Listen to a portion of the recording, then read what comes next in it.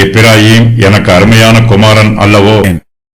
எப்பிராயீம் எனக்கு அருமையான குமாரன் அல்லவோ? அவன் எனக்கு பிரியமான பிள்ளை அல்லவோ? அவனுக்கு விரோதமாய் பேசினது முதல் அவனை நினைத்துக் கொண்டே இருக்கிறேன். ஆகையால் என் உள்ளம் அவனுக்காக கொதிக்கிறது. அவனுக்கு உருக்கமாய் இறங்குவேன் என்று கர்த்தர் சொல்லுகிறார். கர்த்தர் எப்பிராயீமின் மீது மனதுருக்கமாய் இருக்கிறார்.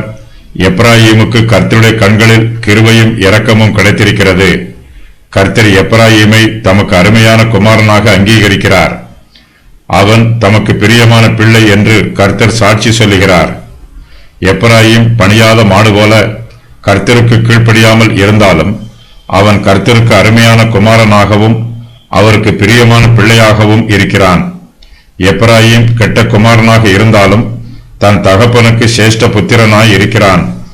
கர்த்தர் எப்பிராயீமை பற்றி சொல்லும்போது, எப்பிராயீம் எனக்கு அருமையான குமாரன் அல்லவோ, அவன் எனக்கு பிரியமான பிள்ளை அல்லவோ என்று சொல்லுகிறார். எப்பிராயீம் இப்போது தன்னுடைய பாவங்களுக்கு மனம் திரும்பி மனஸ்தாபப்பட்டுக் கொண்டிருக்கிறான். தன்னுடைய பாவங்களை நினைத்து தன்னுடைய விழாவில் அடித்துக் கொண்டிருக்கிறான். கர்த்தருக்கு கீழ்ப்படியாமல் போனதை நினைத்து வெட்கி நாணிக்கொண்டிருக்கிறான். கர்த்தருக்கு விரோதமாக கலகம் பண்ணியதை நினைத்து துக்கித்து புலம்பிக் கொண்டிருக்கிறான். கர்த்தர் எப்பிராயீமை நினைத்துக் கொண்டிருக்கிறார். எப்பிராயீமை பற்றி கர்த்தருடைய இருதயத்தில் சமாதானமான சிந்தனைகளே நிரம்பி இருக்கிறது. கர்த்தர் தம்முடைய பிள்ளைகளை அடித்தாலும் அவர் ஒருபோதும் அவர்களை மறந்து விடுகிறவர் அல்ல. கர்த்தர் யூதாவின் மனுஷரை அவர்களுடைய தேசத்தில் இருந்து துரத்தி விட்டாலும் கர்த்தர் ஒருபோதும் அவர்களை தம்முடைய கண் பார்வையில் இருந்து துரத்தி விடவில்லை. தம்முடைய இருதயத்தின் சிந்தனைகளில் இருந்து கர்த்தர் அவர்களை விலக்கி விடவும் இல்லை. கர்த்தர் கிருபையும் இரக்கமும் நீடிய பொறுமையும் உள்ளவர். எப்பிராயீமின் பாவத்தின் நிமித்தமாய் கர்த்தர் அவனை தண்டித்தார். அவன் பணியாத மாடு போல அடிக்கப்பட்டான். கர்த்தர் எப்பிராயீமை தண்டித்தாலும் அவருடைய உள்ளம் அவனுக்காக கொதிக்கிறது. எப்பிராயீமே, நான் உன்னை எப்படி கைவிடுவேன்? இஸ்ரவேலே, நான் உன்னை எப்படி ஒப்புக் கொடுப்பேன்? நான் உன்னை எப்படி ஆத்துமாவை போல் ஆக்குவேன்? உன்னை எப்படி சேபாயீமை போல வைப்பேன்? என் இருதயம் எனக்குள் குழம்புகிறது.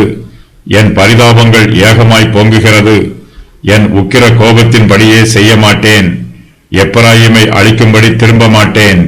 ஏனென்றால் நான் மனுஷன் அல்ல, தேவனாய் இருக்கிறேன். நான் உன் நடுவில் உள்ள பரிசுத்தர். ஆகையால் பட்டணத்துக்கு விரோதமாக வரேன். ஓசியா 11:8-9. கர்த்தர் எப்பிராயீமின் மீது வைத்திருக்கிற அன்பு இன்னும் மாறவில்லை. அவனுக்கு உருக்கமாய் இறங்குவேன் என்று கர்த்தர் சொல்லுகிறார். கர்த்தர் எப்பிராயீமுக்கு நன்மை செய்வதாக வாக்கு பண்ணுகிறார். எப்பிராயீமை கர்த்தர் திருப்பி இருக்கிறார். அவன் கர்த்தருக்கு சமீபமாக திருப்பப்பட்டிருக்கிறான். எப்பிராயீம் திரும்பின பின்பு மனஸ்தாபப்பட்டுக் கொண்டிருக்கிறான். நீரே என் தேவனாகிய கர்த்தர் என்று எப்பிராயீம் கர்த்தரிடத்தில் சொல்லுகிறான். கர்த்தர் அவனுக்கு உருக்கமாய் இறங்குகிறார்.